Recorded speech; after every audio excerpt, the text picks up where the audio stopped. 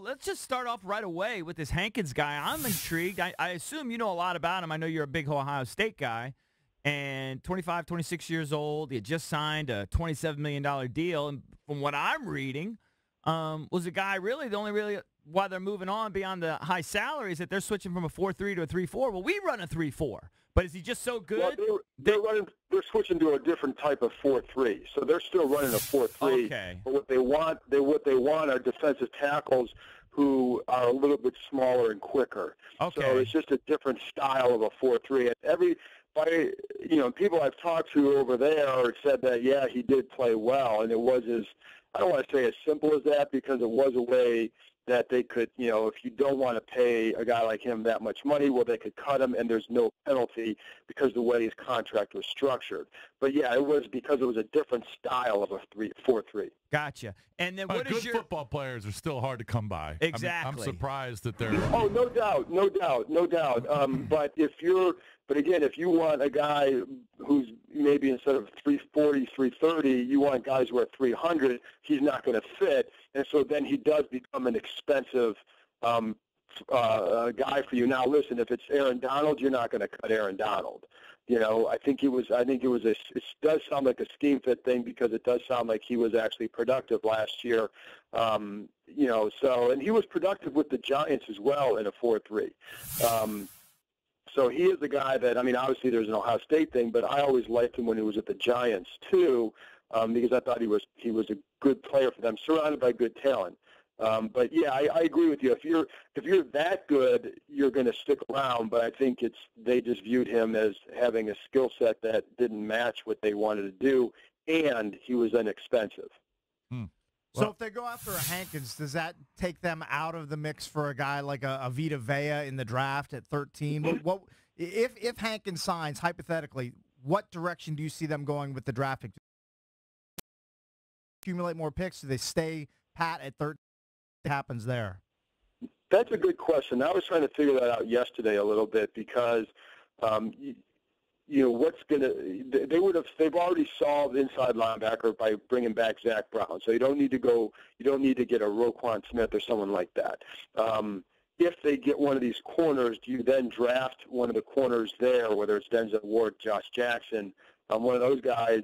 If you get, like, say, Orlando Scandrick, or if Dominic Rodgers-Cromartie comes, do you feel that need to, not even so much a need, but would you go in that direction? I know running back is still clearly a priority for them, and left guard. They need to find a left guard somehow, and there aren't a lot of good options in free agency. They might bring back Sean Laval, but it's also a spot where you could probably address that, not necessarily at 13, unless Quentin Nelson somehow falls. So my thing would be you could see a trade back. Now, every year we hear teams want to trade back. Every year you hear that with almost every team. And so it's hard to do, but I think that would be, if you want a running back, 13 might be a little bit too high. But if you can trade back several spots, then you can get another pick. Maybe you can get a Darius Geis there and feel more comfortable with that.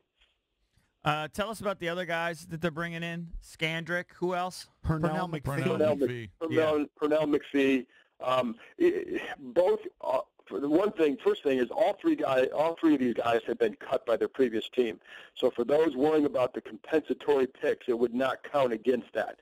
But McPhee and Scandrick both have durability/health issues over the last several years. So, you can get guys who have had success in the past, but there's the durability concern. McPhee would be a pass rusher on the outside.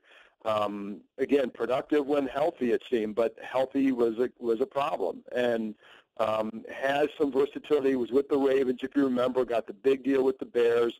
When he was with the Ravens, he played kind of a role where you do use like Trent Murphy or Preston Smith at times, where outside at, big guy, 275 pounds, could play him outside in a 3-4, rush him there, or you could move him inside in certain packages. And then Scandrick would help them fill that slot corner position.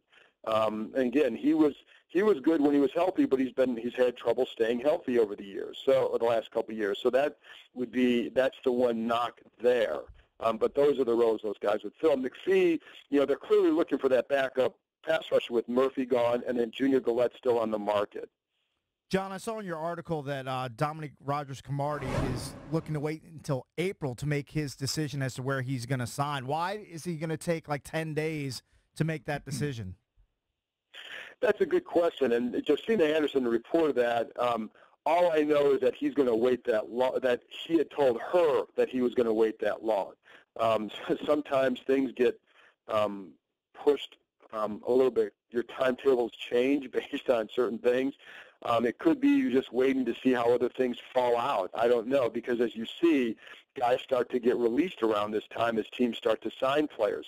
So it may be that he wants to help. Maybe he's hoping that he can increase his market by waiting another week or two as teams release more guys.